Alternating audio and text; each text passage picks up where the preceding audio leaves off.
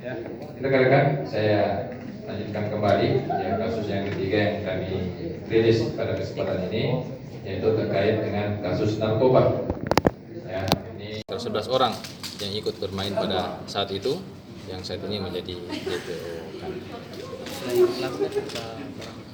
Barang bukti yang diamankan ada berupa uang tunai, terus ada handphone sebagai alat menghitung waktu, terus ada arena yang dijadikan tempat sabung ayam, dan ada 2 ekor ayam yang kita amankan. Dan tadi ada logo partai di arena. Ya. Keterangan dari Ya, ini sementara kalau terkait dengan adanya anggota yang terkait dengan partai, ini belum kita dalami sampai sana.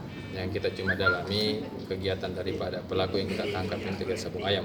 Itu nanti coba kita tanyakan lagi apa tujuan daripada gambar partai di arena sabung ayam tersebut. Selain dari yang ditangkap ini, apakah ada rencana untuk pemberantasan di daerah-daerah lain, pemberantasan sabung ayam? Ya, ada, tetap ada. Ya, cuma kami himbau kepada masyarakat, ya kalau ada kegiatan terkait judi ayam, nanti tolong cepat dilaporkan, ya kepada kepolisian. Untuk kasus